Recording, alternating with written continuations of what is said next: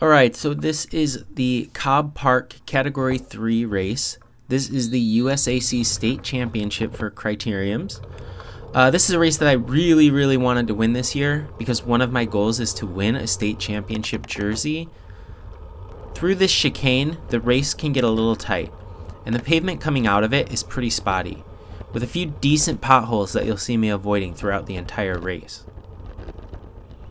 Coming out of this corner, you basically have the finishing drag. It's a long strip and has a really wide sweeping right-hand corner, and you can carry a ton of speed through here if you hit it right. Because of how important this race was to me, I put a lot of effort into staying very close to the front for the whole race so that I could really try and react to anything that was happening. A few laps into the race and there was a small breakaway attempt that didn't really look like it was going to stick, so I stayed near the front wheels and I really tried to just watch and see how it was going to play out. Once we hit the finishing straight and the riders got hit with a little bit of wind, they sat up and it was easy for the rest of the group to reel them back in.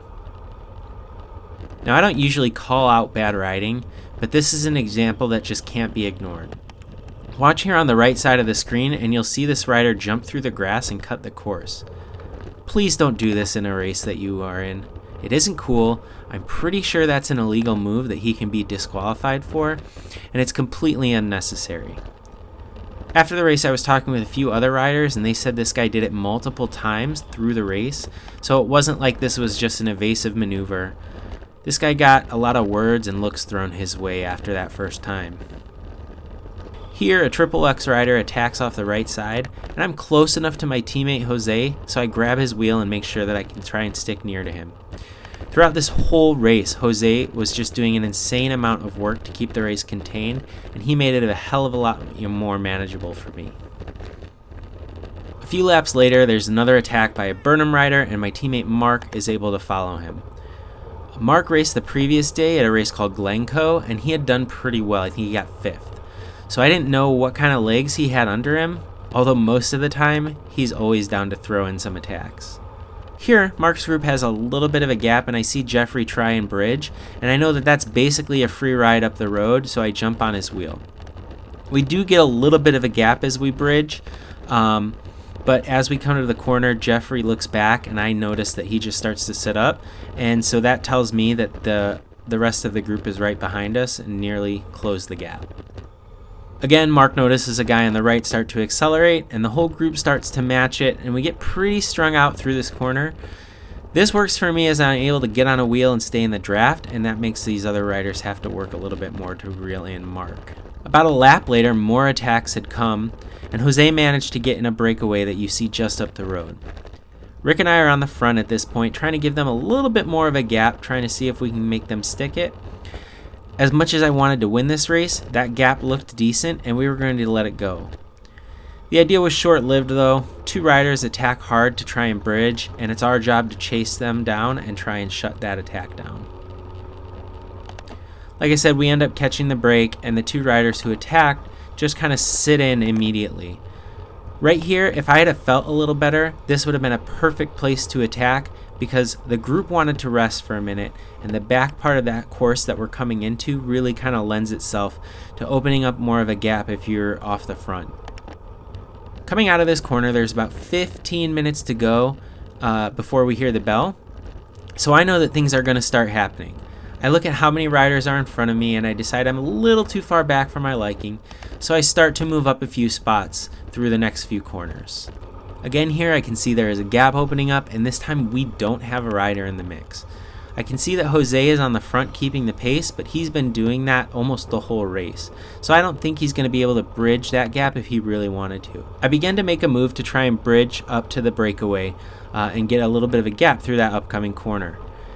As I start to move towards the front, it's clear that another rider, Ross, has the same idea. As you can see him come up on my right here, and he rails this corner really nicely. We come out of the corner, and I notice that Ross, going into the chicane, isn't letting up on the pace, so I stick on the gas and try and get on his wheel. The rest of the group does come with, though, so as he tries to pull off the front here, I sit up a bit and just get back in the...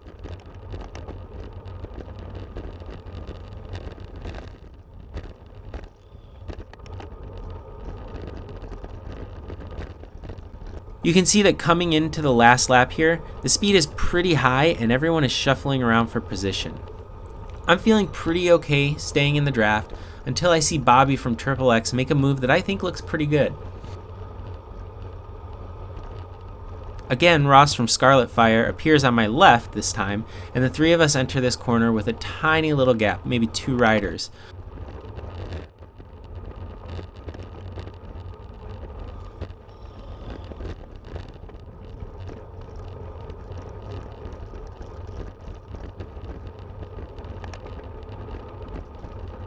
As we move through the chicane, Ross makes an acceleration and I just hesitated just a little bit, and it was too late once I realized that I had hesitated. I give Bobby some encouraging words as I shout at him to try and chase down Ross, hoping to get a little bit of a cheater move off his wheel. Maybe I can bridge after Bobby puts in an acceleration. But Bobby can't match the move either, and we begin to get swallowed up by a few riders. As these guys come by, I was able to grab a wheel and keep a decent position, but as we come through the final corner, I just blew it, made a huge mistake, and I end up looking down through the corner instead of looking through the corner, and keeping my head up, making sure I knew where I was going. This caused me to deviate a ton off the wheel I was on and lose a ton of speed and a ton of space. I ended up taking 6th overall, which wasn't what I wanted, and it was really due to that last move through that last corner, and I have nobody to blame but myself. But coming into Intelligentsia in the upcoming weeks, my fitness feels pretty good, and I'm feeling pretty confident. Thanks, guys. If you like this video, make sure to click the like button, and if you want to see more from me in the future, make sure to subscribe.